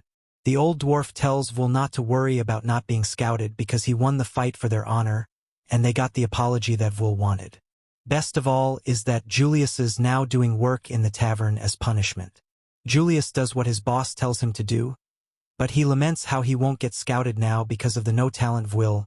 Julius releases his frustration by working hard. Colette can tell that Werkner is concerned about something, and he explains that things might be different from now on. Will show the lot of what he is capable of during the festival, so he wonders how Will will handle things when he returns to the academy the next day. Colette assumes that the other students will have a newfound respect for Will, but Werkner warns that it might not be what they expect. When they return to school, some guys ask Will to come with them to the dungeon. They reluctantly admit that Will has ridiculous strength, so they begged him to choose their team for the upcoming practice. This practice is a week-long dungeon dive. Just then, another group interrupts them. They don't want another team stealing Will away from them, because they were going to ask him to join their team. Other students jump in, and soon Will swarmed with requests to join teams. Colette caused them all shameless for asking Will to join them even after years of bullying him. She assumes that Will feels the same way, but she is wrong and Will couldn't be happier to be wanted by everyone. Colette has completely lost him and she realizes that Will has been deprived of friends for too long. Colette gets accused of keeping Will alter herself and some girl offers to split the credits earned from the dungeon dive. Colette steps in to break them apart and says they Will can't team up with anyone because they have plans to go shopping. That night, Colette panics after getting carried away because it seems like they will not be going on a date. Her friend Rose teases her about it, but recommends that she get prepared even if Colette says it's not an actual date.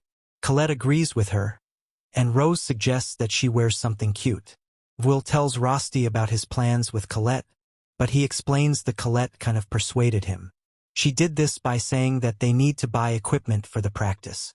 Rosti is glad to hear that Will is going to be shopping along with Colette, and he smells like a creep. The next day, Colette waits for Will, and she's now determined to make sure this shopping get-together turns into a date. Colette is awed when she sees Will, and Will compliment her on her new look. He says that she made his heart race and she freaks out. Just then they're both surprised when Rosti apologizes for being late. Rosti introduces himself to Colette and Will says that he insisted on coming along. Colette is horrified by this turn of events and Rosti taunts her. From there on, Rosti gets in the way anytime Colette tries to interact with Will. Eventually Will notices that something is bothering Colette, so she points out that the closeness between him and Rosti is weird. Will assures her that Rosti is a good guy and he just likes to be close to his friends. Rosti brings them some drinks, but he didn't get one for himself so he could share with Will.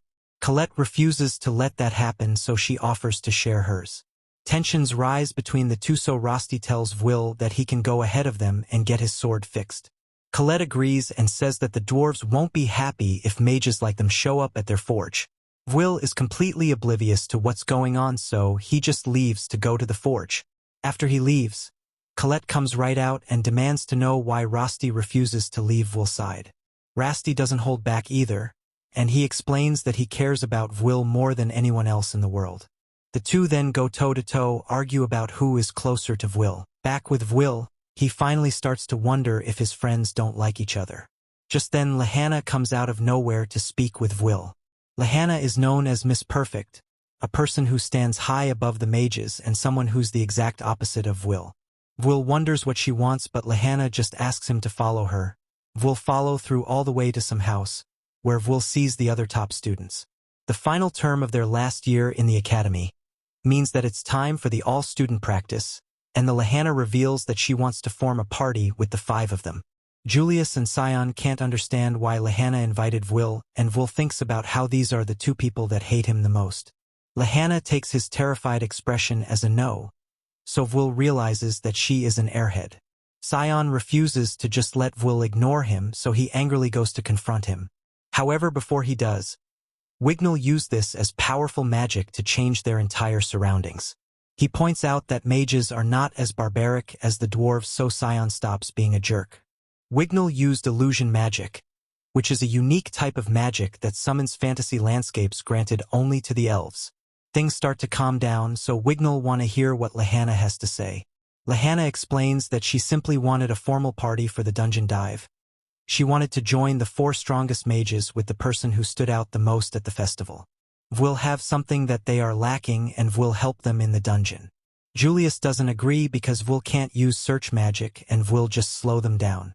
Sion has been in a party with Will recently and he doesn't want to do it again. With no points out that they're just bitter after losing to Will, but Will is still insulted. Wignall explains what they refuse to acknowledge, and he says that Will has the brute strength of the dwarves and monster-like agility. Even though there is a much sophistication to his fighting style, Will's sword still managed to defeat both their wands. Julius doesn't take his words lightly and points out that Wignall's still behind Lehana in credits. This is just more of a reason to respect her opinion, so if she sees something in Will, then Wignall decide that he will just respect the no talent. This is more than he can save for the 2 other guys, and this gets them upset. Lehana reveals that she wants to use all their power, so she can go up the tower as the top student.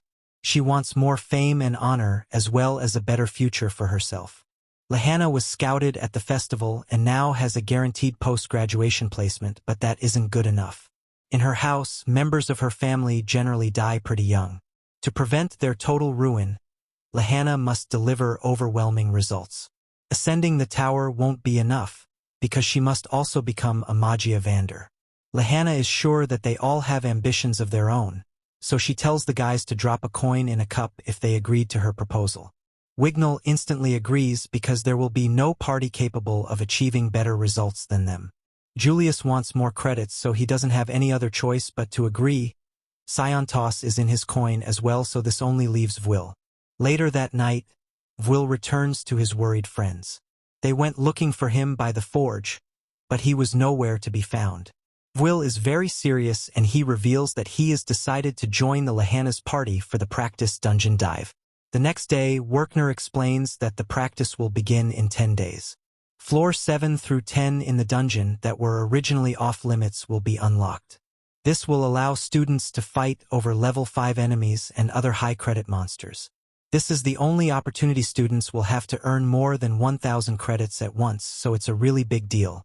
Most importantly, if students can defeat any of the floor keepers, they will earn a large number of credits. In theory, students might even be able to earn full practice credits all at once.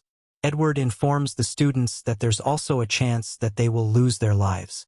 Even just last year, 4 students were eaten by monsters. He tells them to forget about playing hero, as recklessness is prohibited. Professors will be stationed nearby, but that hasn't stopped students from losing their lives before. As students entered the dungeon, Lehana points out that she never invited Colette. Colette doesn't care and just declares that she is going if Will is. Rosti wasn't able to go, but Will is happy that he at least prepared a lot of magic items for him. The practice is about to begin and students are informed that base camps have been set up on each floor. If the lower levels prove to be too dangerous for them, then students are told to get to safety immediately. With that, the practice begins and Will puts on his battle goggles. Elsewhere in the dungeon, someone was told to retrieve something in secret. There is someone else with him, and this person removes a person's head in their body in the most brutal way possible. Elsewhere, a guy named Cariot, who is known as the Flame Emperor's Wand, is told about the practice. Cariot isn't concerned about that, as he says that the barrier seems like it might be falling soon. Back with Will, the practice begins and Wignall launches the team forward. This sends them all off a cliff, but Wignall keeps everyone from meeting their demise.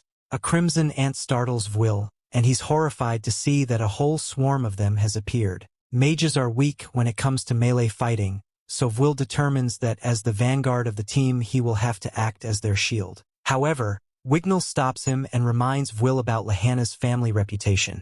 Lehana springs forward and unleashes an attack that destroys all the ants. Wignall explaining to her family the Owenzas are a line of knights. Lehana herself is rare among mages because she specializes in close-quarter combat. Lehana has decided that competing for credits would be too much of a bother, so they would just advance faster than any other party. A look back shows Werkner giving a lesson to Will about what magic is most vital in the dungeon. It is not attack magic or defense magic, it is actually search magic. A common spell that detects enemies and abnormalities. It's very basic magic, but it's also indispensable for mages in the dungeon. Back to the present, an ant nearly eliminates Will, but Julius rescues him just in time. Will realizes that he can't sense enemies fast enough, and the others are using search magic to perceive a larger area than his senses can't. At this rate, everyone will destroy all the monsters before he even detects one of them. Just then Will is proud to have defeated one,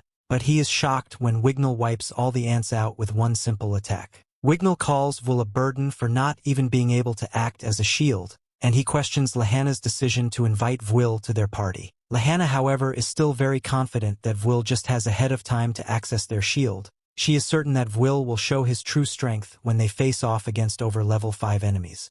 Will feels tormented by her words, however, as she keeps qualifying her statements with the word probably over and over again. Julius starts doing something with his wand, so will explain to us that mages use their wands to absorb magic traces that come from fallen monsters. This way the academy can check the number of targets a student has defeated. Everyone begins to leave, and they explain that there's no point in absorbing the remaining traces of the ants because they hardly have any value. Will is different from everyone because he has no way to absorb traces of magic. Because of this, he must log back monster means in order to earn his credits. This makes him more of a burden to the others, but Will stays positive as he vows to do his best to be helpful to his team at some point. Unfortunately, as their journey continues, Will keep realizing that there's nothing he can do. Everyone is so skilled that there's no time for him to cut in. It's unfortunate, but will begin to think of themselves as just a pack mule. A while later, Lehana decides that they need to take a break. Sion doesn't feel safe in the spot she chose, but Wignall creates a wall of flames to help. It's just of an illusion magic, but it's enough to scare away the monsters. Lehana has Will distribute the rations she prepared, but Wignall is the only one that doesn't allow Will to get close to him. This is because elves was only allowed those that are worthy to touch them. Wignall stops Will in its tracks because he doesn't want to touch them by accident. Colette is furious to see Will being treated this way, but the only person Wignall deems worthy in their party is Lehana. Will says it's no big deal since the elves just have a different culture like dwarves. They are from a different world. However, the elves value their own kind over others, and they can be insufferable. Above all else, their talents are incredible. At the head of one of the Magia Vander factions is the Elven Queen. Lehana tells everyone that their top priority is Luminous Nabris. It is worth 110 credits and there is only one. This means that they will be slaying the floorkeeper of floor 10. 110 credits is an unbelievable amount and it's the most in the praxis. The monster is incredibly dangerous, but Lehana built this party for the purpose of slaying the Nabris. She is sure that the party has the power to defeat the 110 credit beast and she wants to prove it to the tower. Lahanna wants to fight the beast when their party has their full reserves of magic, so she wants to ignore the other monsters for now and get them after they defeat Nabarus. If no one objects, then they will take the shortest route to level 10. Vul can lie to himself about how scared he is, but he has only received 5 credits so far, so slaying a floorkeeper is the only way he can make up for it. Elsewhere we see that the guy called Headless has removed more heads from his victims. When our party arrives on floor 10, they start to see that several monsters have already been defeated. They wonder if it was another party, but that would be impossible. They took the shortest route and even skipped the base camps, so no other team could have gotten there faster than them. Vul studies the bodies and determines that no magic was used. These monsters were torn apart with brute strength alone. The team continues moving, but Vul wonders why it's so quiet. They eventually arrive at the boss's chamber, but they're shocked to find that Nabarus has already been defeated. Lahanna instantly tells everyone to use search, and Wignall explains the Colette that the monster's magic traces have been fully dissipated. This means that it was just killed. The floorkeeper had just been slaughtered, so everyone wonders who could have done it. Another look back at Werkner's lesson explains almost search is incredibly useful. It's still difficult to detect clever traps with it. Mages can use hide to cloak themselves with it, and there's a type of monster capable of evading search magic. Back with our group, Vul senses something and he wants everyone to be careful as he blocks the attacks from above. Wignall is instantly taken out, and this mysterious monster stops everyone from casting their spells. It makes the ground collapse, so Vul rushes to help them conscious Wignall. Everyone on all the other floors can feel the shaking caused by the monster, and they wonder what could be causing it. Vul manages to protect Wignall, but Wignall's arm is all messed up. Vul realizes that they're even further below level 10 now, which means they're outside of Academy territory. The others also realize how terrible this is, because floors 11 downward are tower territory. Only high mages are allowed to set foot here. Lahanna is in bad shape, but she has heard about this area. It's called the Nightmare's Maw, and it stretches down to the 15th floor. The monsters down here are on another level compared to all the other floors. Colette is with her, but they definitely need to regroup with the others. If they don't do it fast, then the dungeon will eat them alive. A look at Wignall's backstory reveals that he was tormented by the other elves for not being good with illusion magic, and for having to go to a magic academy with mere mages. He was a disgrace to his people and even told that he was no longer needed. He was told that his arm was talentless and it was removed. Wignall wakes up from the nightmare and he's shocked to see that Vul just defeated a giant snake monster all on his own. Vul offers to treat his wound, but Wignall reminds him that the no talent will not be touching him. Vul declare that even if Wignall ends up killing him for it, Vul can't just leave Wignall untreated. Wignall is incredibly stubborn though and just gives himself first aid. Things are not looking good as they have lost over half of their supplies. They have a total of 3 sub-weapons, including Rosti's magic items. Vul determined that the others are likely in the same situation and there will only be able to last for 1 day. Vul wants to look for the others, but the best course of action when stranded in the dungeon is to wait to be rescued. Vul disagree, however, because rescue will likely take a while, with that monster being on level 10. On floor 8, Professor Eliza explains to Werkner that a rush of monsters has destroyed her base camp. As for some of the other professors, something terrible has happened to them. Their lives were taken and something twisted their heads off. Werkner is horrified to hear that it's likely that floors 9 and 10 have also fallen into chaos. Werkner determined that none of this could be a coincidence, and he wonders if it was some sort of scheme. Edward arrives to explain that the practice has been cancelled, so the 2 professors go to help the students. Back with Vul, Wignall use of search out of fear that something is nearby. Vul suggests that he refrain from using it before he exhausts himself, but Wignall points out that they're on the 11th floor now. Monsters here are terrifying, and the 2 of them won't survive if they get ambushed. Wignall is both terrified and frustrated, so he can't understand how Vul can be so calm. Vul use this calmness to come up with a more efficient use of Wignall's search spell. Vul will calculate the distance they need to walk before reaching the edge of Wignall's search, so he will tell with no when to use search again. Vul and Kiki will take care of the close monsters that Wignall's search can't catch. As for Wignall, he will be in charge of finding monsters in the distance. They need to worry about ambushes the most, and they need to keep their fighting to a minimum. Wignall still can't understand how Vul can be so calm.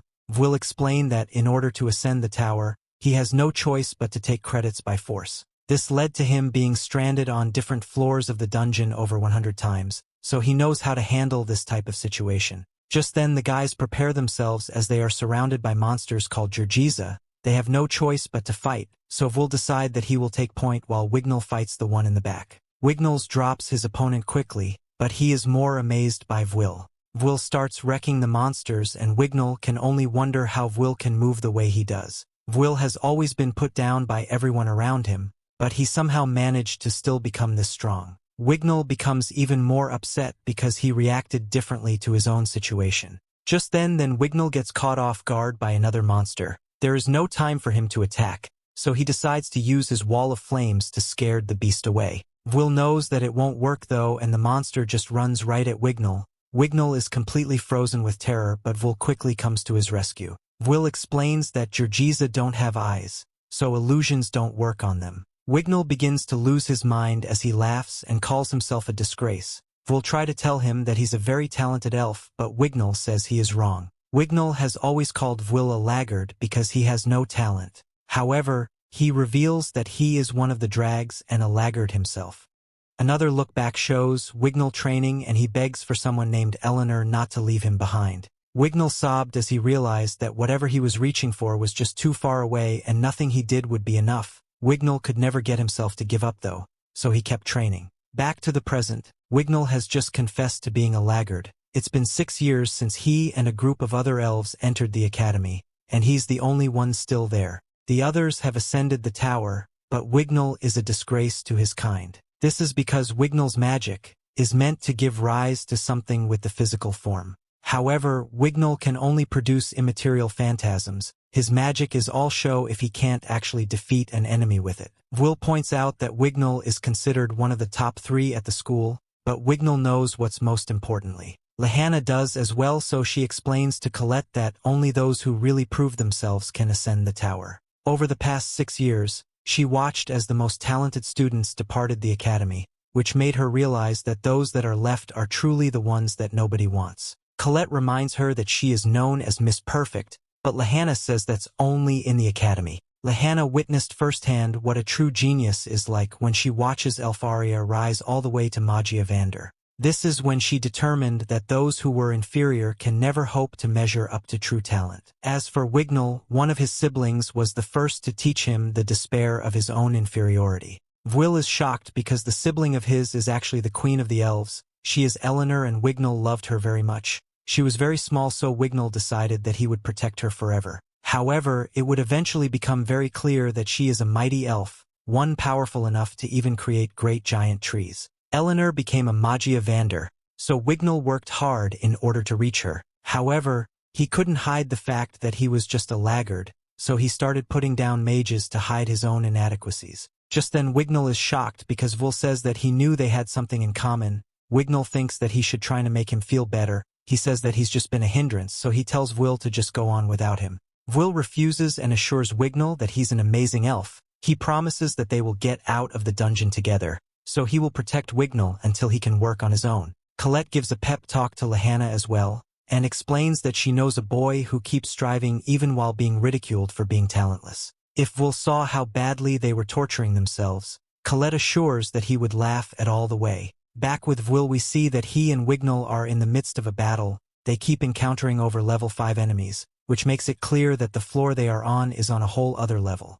However, Wignall can't understand how Vul is able to defeat every enemy they face in a flash. Vul finishes up whipping out the beast with these, and Wignall can only wonder how much endurance he has. Vul is all beat up from protecting Wignall, and Wignall can't figure out why Vul have them forsaken him like his own kind has. Just then Vul hears something, but Wignall search doesn't find anything. Vul knows what's going on though, and explains that the sound he hears is the sound of the dungeon giving birth to more monsters. This is exactly the case as a monster covered in flames appears. Vul instantly realizes that they are in danger, so he uses his magic items to destroy the thing giving birth to the monsters. They are still in trouble however, as the flame monsters called Balker are surrounding them. They are worth 11 credits and physical attacks do nothing to their flaming bodies. They are very resistant to magic, which makes them a natural enemy to mages. Even the tower considers them to be dangerous, and the only attacks effective against them is elven illusion magic. Vul determined that he can't defeat them alone, so he needs Wignall's help. Wignall reminds him that his illusion magic is defective, and he assured that he will only fail if he tries to fight. He is shocked, however, when Will explains that it's okay to fail. He says that they aren't geniuses, so the best way to move forward is by learning from their mistakes. Wignall fears that his failure will lead to Will's death, but Will assures him that he won't die.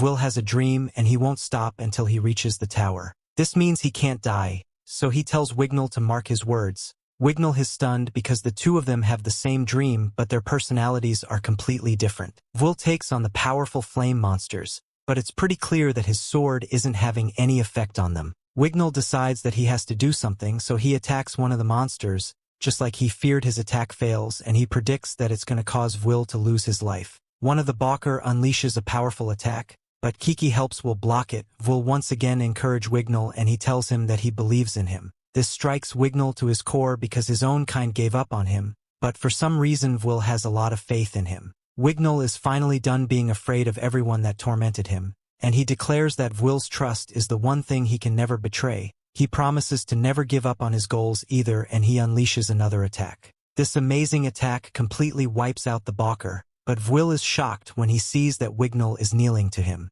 Wignall apologizes for treating Will so poorly and acknowledges him as a warrior worthy of respect. Will decides to make a confession and reveals that he has always respected Wignall.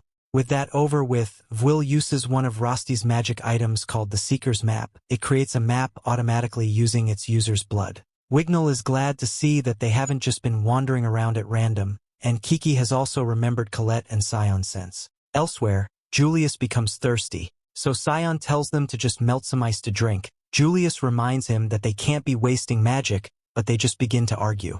Julius thinks about how incompatible they are, but what's worse is that they were both humiliated by the no-talent Will. Julius uses search and doesn't find anything, but Scion can tell that something is wrong. He uses heat detection to detect a monster, and they realize that they're surrounded by evil sentinels. This makes Julius wonder if it has something to do with the monster they saw earlier. Scion confidently tells Julius he uses clones because even if he can't control them, they can still serve as decoys. Julius thinks he's crazy and suggests that they run away, but Scion refuses. Will made him taste the worst humiliation of his life, so Scion unleashes his rage on the sentinels. Upon the higher floors, students run for their lives as they are also attacked by sentinels. One student is about to get crushed, but Edward comes out of nowhere to rescue him, and he eliminates all the sentinels in an instant. He instructs all the students to evacuate to the 6th floor, and Werkner arrives to take him to the next area. The students are amazed because they never expected to see a racer in the dungeon. Werkner explains that the majority of students have been evacuated because not many of them managed to get past floor 8. However, one party did. This was Lahana's party, but Edward thinks it would be impossible to find them since floor 10 is too vast. Werkner reveals that he actually knows exactly where they are. He was the one who gave Kiki to Will, and she is connected to a crystal he has. Because of this, he knows that Will and his group are on floor 11. Down below we see that Colette is leaving signs behind. They have been on floor 11 for 16 hours now, and they're nearly out of food and water. On top of that, the monsters haven't been letting them take a break. Thankfully, Lahana is very strong and has been pushing them back, but Colette can tell that she is reaching her limit. Colette's surprised though when Lahana apologizes. She says that her ambitions got everyone into this mess, but Colette points out that the monster on floor 10 is the only one to blame. On top of that, Colette blames herself for tagging along even though she wasn't invited. Her words finally reached Lahana, so Lahana thanks her. Colette is actually very scared, but she can still be confident because she knows that Will save them. Just then she becomes excited as she thinks that she hears Will nearby. Elsewhere, Wignall senses a mage above the head, and they see the aftermath of Scion's rage. Wignall is incredibly shocked as he can't believe that he was able to eliminate so many sentinels all on his own. Julius, who has become the comedy relief, angrily tells Wignall that Scion didn't do it all on his own. Will is glad to see that Scion is still alive, but they're disappointed to hear that Lahana and Colette are nowhere to be found. Back with the girls, Lahana warns that something isn't right. The person that has appeared is Professor Bruno, but his head shockingly falls off. Another man appears and tells Headless that he's disappointed in him for letting students get past the 10th floor. Colette is absolutely mortified as Headless message with his new head, and the strangers start arguing about whose fault it is. Colette realizes that these guys took the lives of their professors, so she demands to know who they are. She nearly faints, however, when Headless destroys the head he is wearing. They explain that they're just regular old villains, who are trying to destroy the false sky. This terrifies Colette even more, because according to lore, if the barrier falls then calamity will descend. Headless politely asks for their heads and sends out an attack want to take their heads off. The girls are saved, however, when Vil arrive to deflect the attack away. Vil explains that they were able to find them because of Kiki and the stones Colette left behind. Their arrival only excites Headless even more, so Will tells everyone to run away while he fends off the strangers. Headless is incredibly powerful though, and easily knocks Will's back. Headless has taken a liking to him, so he decides that he will have to add Will's head to his collection. Unfortunately for him, his partner says that they're out of time and they have to go retrieve something. Headless gets dragged away, so he tells Duke to eliminate the students. Everyone is then shocked when they see the Headless just use the Mage Queen's secret transportation magic. Their shock turns to horror as they realize that Headless just summoned the monster worth 270 credits, the evil Grand Duke. Will thinks about a common rule of thumb that all students know. It's called the 1 in 1000 rule, and it simply means that a monster worth 1 credit is equivalent to a mage with 1000 credits. This monster before them is worth 270. So it's equivalent to a 270,000 credit mage. This Grand Duke is terrifying, and our group desperately dodges its attack. Everyone decides to run away, and Wignall creates a barrier to help them escape. Beast easily destroys it though, so Vil has to return to rescue Wignall. They find a moment of safety, so Vil explains that he has read a bit about the evil Grand Duke. They appear on floor 25 and are near the apex of the evil family monster. The group isn't out of danger just yet, as they realize that the Grand Duke is commanding the other powerful monsters to find them. Julius panics as he fears that there's no way for them to escape, and Lahanna can tell that despair is trying to smother their spirits. Everyone's at a complete loss, but they are shocked when Vil declares that their only recourse is to slay the Grand Duke. When a Lord rank monster appears, evil-type monsters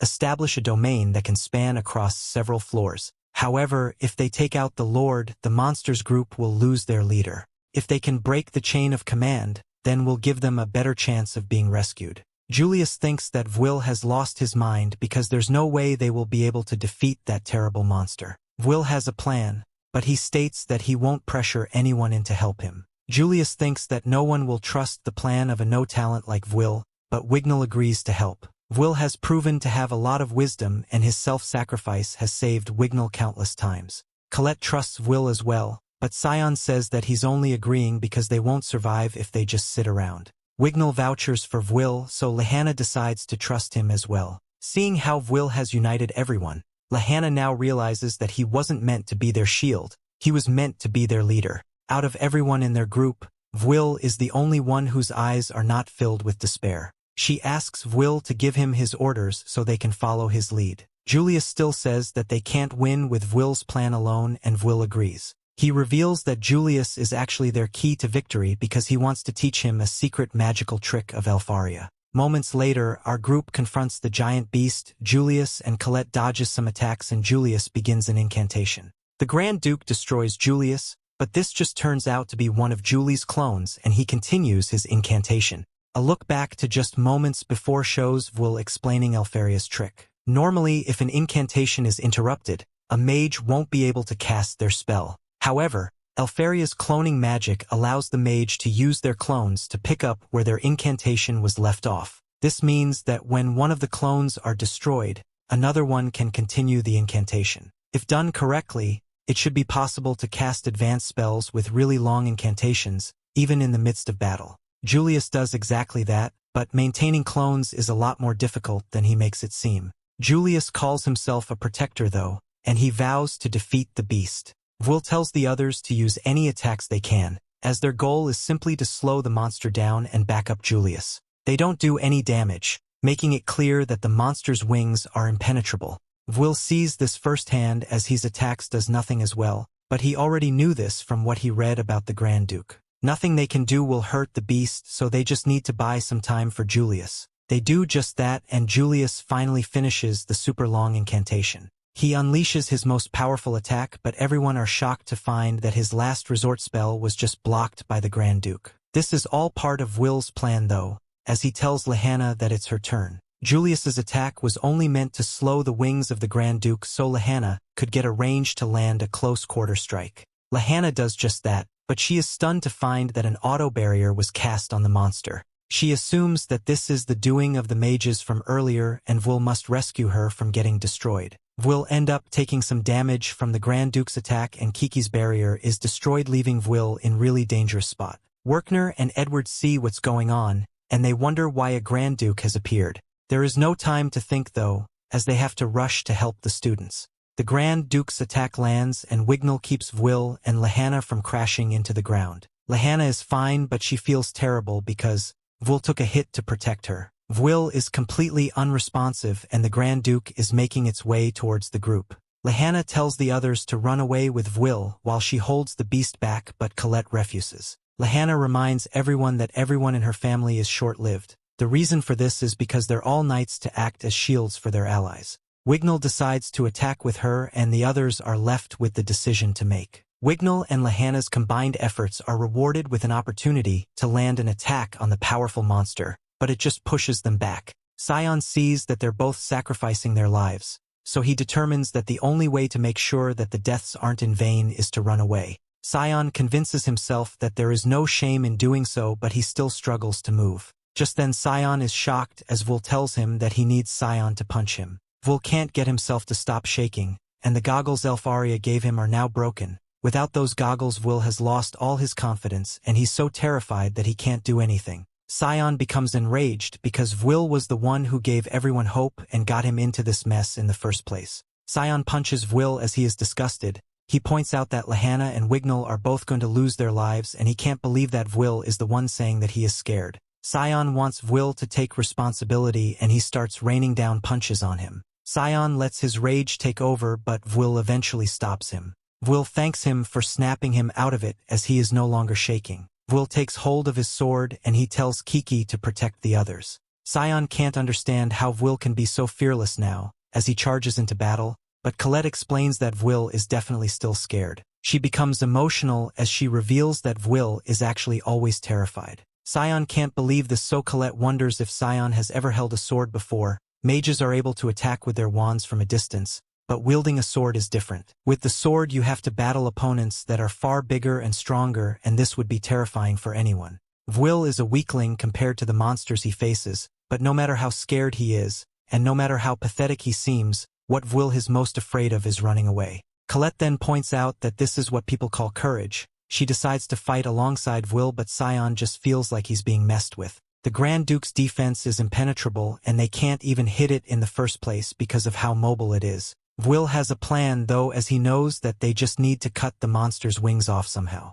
Lahanna and the others can no longer fight, so it's up to Vwyll and Colette. Vwyll is still terrified after his goggles were destroyed, but the thought of losing someone scares him even more. Vwyll signals to Colette and the two prepare for an attack. Vwyll no longer has Kiki to protect him, so one strike from the beast will end his life. Vwyll have some confidence however, as he has already seen the monster's attack before. Everyone is shocked when Vwyll take to the sky to dodge the attack and Colette realizes what she must do. She says that she will give Vwyll everything she has and she summons a sword of rock for him to use. The timing is perfect as Vwyll is able to slice off one of the Grand Duke's wings and the beast loses its balance. Scion surprisingly comes out of nowhere and begins an incantation of his own. Scion's guardian is destroyed, but Vwyll is amazed as he realizes that Scion was just using it as a shield. Scion is determined to prove that he can do anything Vwyll can, and he gets up close to the terrifying monster. Scion land one of his most powerful attacks, but Colette is horrified to see that not even that was enough to defeat the Duke. Everyone else is just as horrified as Scion realizes that a wand isn't enough to beat the beast,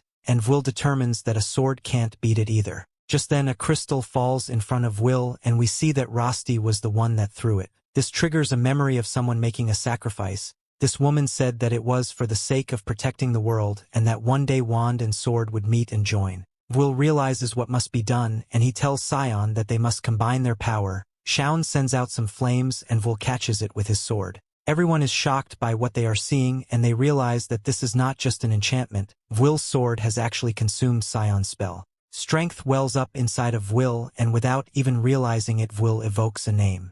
Will takes his sword engulfed in flames and he calls it the fully charged Igniswiss and he unleashes the incredibly powerful attack. Will then stares at the fearsome beast as the attack slices it in half. Everyone is overwhelmed with amazement as the beast falls apart and Will stand victorious. He collapses however as strength begins to leave his body and his sword goes back to normal. No one can believe that he was able to defeat the powerful Grand Duke and Will isn't even sure about what he just did. Will prepare us to celebrate with the group, but everyone is horrified when a horde of sentinels and guards appear. These monsters aren't the Grand Duke, but they're still incredibly powerful and our group has no strength left to fight. Julius comes under attack just as Werkner and Edward arrive, but they won't have enough time to save Julius. Julius is about to lose his life, but a staff comes out of nowhere and mysterious voice begins to recite an incantation. This results in an attack that wipes out the entire horde of monsters and Will is shocked when he realizes that this was a high-level annihilation spell.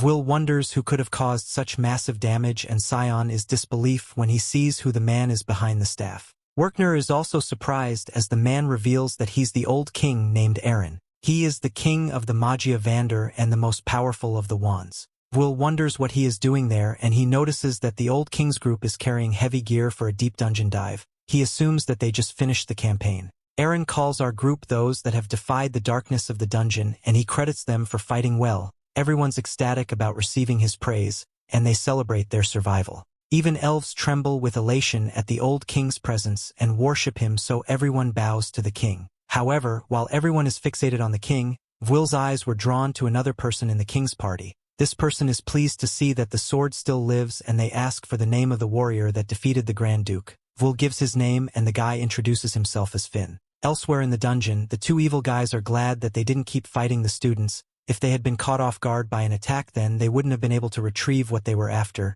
This thing they were after is a mysterious sword and their mission is complete. Headless is just glad that their job is over, so now they can have a real party. The practice comes to an unprecedented end and it ended with 11 fatalities, all of which were academy professors. Thanks to the efforts of the surviving faculty, there were no casualties among students. This school is looking for more information on the perpetrators, but it hasn't produced any leads. Everyone still feels terrible about that day, but they have to move on with their lives. As our group recovers, they wonder who the mysterious pair were. The only thing they know is that they are deviants with this strength to eliminate academy professors. Colette can't believe that several of their professors lost their lives, but Julius points out that it would have been much worse if the old king never arrived. Lahanna stays positive and reminds everyone that at least they are still alive. Despite the terrifying ordeal they went through, they didn't lose a single member of their party. Lahanna simply put their team together to earn recognition from the tower, and it turns out that she picked the perfect group. They turned out to be a better fit than she ever could have hoped for, and she thanks everyone for what they did. The mood is very somber, but it's broken up as Lahanna's stomach begins to grumble. She is clearly hungry, so Colette feeds her some of the apples she has been peeling for the past hour. Lahanna scarves down a bunch of them, which ends up upsetting Colette because there aren't any left for Will now. Lahanna apologizes and he explains that she couldn't help herself because the magic she uses takes a considerable amount of magic. It's only natural that she consumes more than the other mages, so she makes it clear that she is not a gluttonous slob. The girls argue for a bit and Scion is surprised to see what Miss Perfect is really like. Wignall piles on as he explains that he was also surprised the first time he saw Lahanna stuff herself with food. Will has always considered himself to be quite the eater, but Lahanna really takes the cake. Colette accepts the challenge of filling her up with apples, but Lahanna wants to get back to serious matters. If it wasn't for Will's judgment and bravery, none of them would have survived. The humble Will refuses to take all the credit and he says that they survived because everyone worked together. Julius agrees and even goes as far as to say that they actually almost all died at one point because of Will. He points out that Will was too scared to move for a while, and what's worse is that Will devise a plan with him bearing all the responsibility. Julius is furious, so Colette politely feeds him one of her precious apples. Scion has remained very serious this entire time because he wants to know what kind of power Will used to eat his fire magic. Everyone agrees that it was incredible and it was so brilliant that it took their breath away. It appeared to take in Scion's spell, but it clearly wasn't an enchantment. Lahanna isn't even sure of what he did could even be called magic at this point. Julius manages to turn this praise into more anger and he blames Will for not telling them that he had this power in the first place. He accuses Will of intentionally putting them in danger, but Kiki silences him. Sion wants answers as well, so will explain that he doesn't really understand what happened to himself. His mind simply went blank before everything happened. The girls decide to ask the professors about it because Lahanna believes that they just witnessed something special from Vil. Just then Vil remember Finn from the expedition team and ask if anyone knows who he is. Finn is a support and everyone assume that he must be from the Finn tribe. Lahanna has read about this tribe, so she explains that their kind can't use magic. However, over many generations, this tribe has gained extensive knowledge of the dungeon. They have had a contract with the tower since the age of the Mage Queen, so they act as guides when exploring new parts of the dungeon. Without their help reaching the deeper floors it would be impossible. Vil is still curious about the power he was able to wield in order to destroy the Grand Duke, but he's also curious about the feeling he got when he met Finn. Nearby, Finn goes see Cauldron and she asks about how far they were able to get during their last expedition. Amazingly, they managed to reach level 49, but more importantly Finn has brought back a gift for Cauldron. Cauldron recognizes this sword called the Mage Slayer, and Finn explains they ran into a group on the 40th floor. They immediately clashed and the dangerous group eliminated 20 of the expedition's high mages. Finn and the others couldn't risk holding back, so they took care of the group. Finn is concerned, however, as he's willing to bet that the Mage Slayer wasn't created by the dungeon naturally.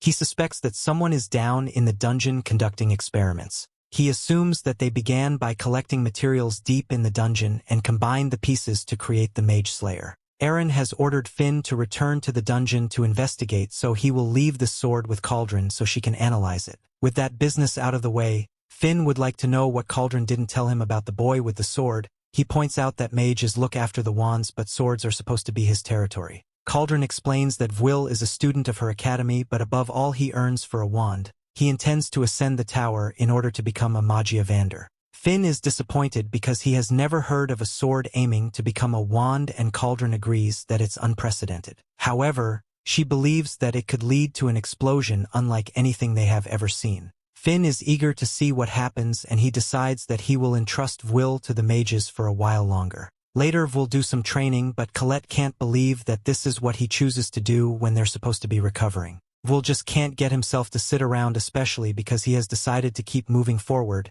There is so much he doesn't understand, and there's a place he must reach. The others wonder what his body is made of, since Vil hardly seems injured, and Julius assumes that he must be a dwarf deep down. Wignall thinks that Vil deserves more respect because he is a warrior worthy of it. Lahanna praises him as well, but Sion has had enough and he demands that Vil fight him. Colette tries to stop him as he's clearly too injured, but Sion is desperate to prove that he can do anything Vil can. Vil try to calm him down, but Sion reminds him that he promised to fight for real next time. Sion refuses to back down, and he tells Vil that someone who can't beat him will never be able to reach the tower. Vil is convinced and he decides to continue what they started before. Sion unleashes his barrage of attacks and Vil happily dodges away. Werkner sees that a fight has broken out, so all the students run as they don't want to get scolded. We then get a brief look at all the many characters that we have met. 2 months later, the school year is about to come to a close. Vil vows to meet with Elfaria soon, and Werkner comments that the first day of the graduation exams. And with that, we have come to the end of this season. Stay tuned for more amazing anime. Don't forget to subscribe to the channel and activate the notification bell to receive all the latest updates.